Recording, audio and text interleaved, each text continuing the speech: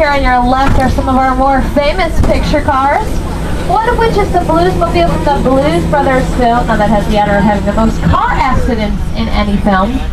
But the most famous one has got to be the DeLorean from the Back to the Future, which can go a whole 88 miles an hour, which is pretty fast. But over the years, our cars, they've gotten bigger, better, and faster as audiences have embraced their need for speed.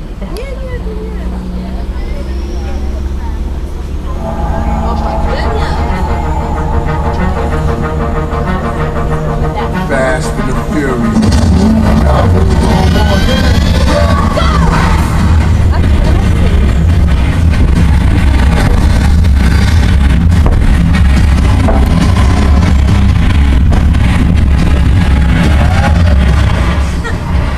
Welcome to Special Effects Stage 55, ladies and gentlemen. As you can see, it's all decked out Tokyo style. Our special effects crew's been hard at work today prepping the set and these cars for today's test run. Alright boys, we're ready when you are. We're on the set. Let's see the bullet hits. And go. Smoke. Go. Fire. Go. Okay, we're clear for a full run through. All systems checked. This one's for real, guys, so watch out. And action!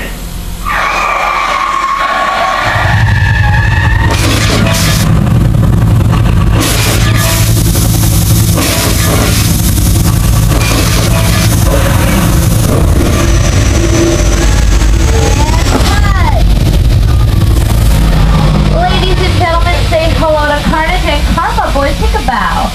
Oh, cute. Got any other moves? I thought so. They're cute with their show off.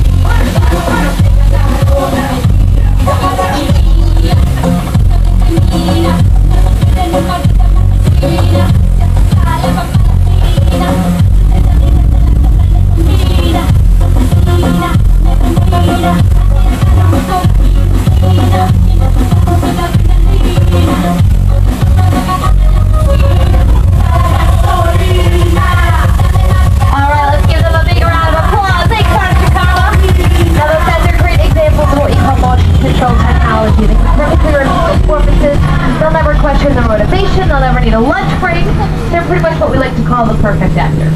Well, let's take you from those mean streets of Tokyo to an island off the coast of Costa Rica. Welcome to Jurassic Park. Now, unfortunately, the island we're going to is a little bit too far away, so you just get to see some of the sets and props used for the making of those films. You might recognize a few. Now, you'll see the cages are empty. Unfortunately, that last movie came out in 2001, so the dinos are long gone and extinct.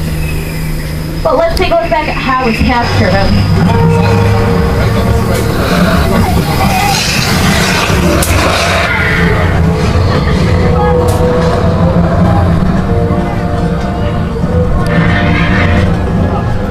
Just a little reminder that extinctions are only temporary, with talks of Jurassic Park 4 underway right now. Now, weather plays an important role in movies like Jurassic Park. I don't know if you guys have noticed, but we don't really get a whole lot of that weather stuff here. It's pretty much like this all year round, which let me tell you, is so hard to deal with, because you have to go to the beach on your days off and sit in the sun, or tank tops and flip-flops all year round. But it does mean we have a special challenge when it comes to creating weather effects for TV and film. Wait, what am I talking about it when I have access to America's favorite weatherman? You know him, you love him. Al Rook. Hi everybody, here's today's forecast for the Universal Backlot. It's going to be sunny and dry at 6 Points, Texas. Cool and cloudy in Little Europe. Expect snow and sleet on New York Street.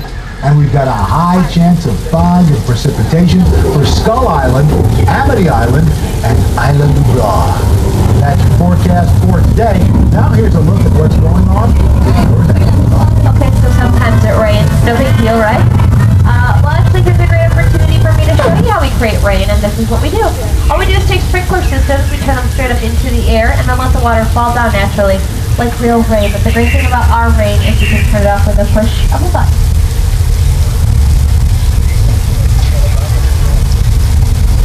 With a push of a button. Uh-oh. Wrong button.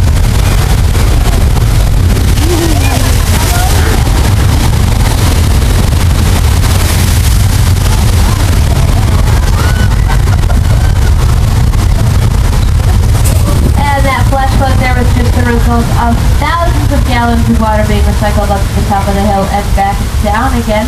We do it day in and day out. Something you might recognize from one of our films, Big Fat Liar, starring Frankie Muniz.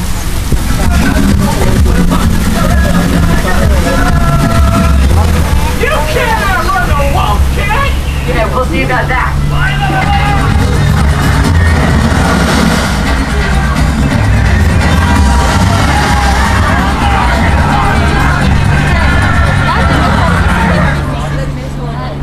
Now, when Carl Laemmle opened Universal Studios, he actually would bring guests down to the studio lot and let them watch the filming being done. And we now have the opportunity to come down the oldest street here on the back lot where all of that took place. Welcome to Denver Street, folks. Now, what Carl Laemmle would do is he would actually set up bleachers alongside this very road, and then the audience could sit there and they could cheer for the good guys, they could boo for the bad guys. It was really quite something. And we were able to get away with it because it was silent film back then. Now, unfortunately, when we moved to talking film, we had to get rid of the guests there in the background cheering for the good guys. Back in its day, the street certainly saw a lot of action because you couldn't have a cowboy film without a big cowboy fight, right? You know which ones I'm talking about. These big barroom brawls where they're usually fighting over some sort of girl. Guys are thrown through windows, guys are thrown over chairs. Now, those fights were always extremely choreographed and practiced over and over and over again to make sure that everything was just perfect. And even when it came to filming, they took a lot of precautions. Like, say you ever saw any glass getting broken, you saw someone thrown through a window or a bottle getting thrown over someone's head, that was what we call candy glass or sugar glass because it's made out of melted down sugar. And anytime you see any wood getting broken, someone thrown over a table or anything like that, that was just a lightweight balsa wood which breaks really easily and it didn't hurt the actors. Now keep that in mind as you watch these awesome fights.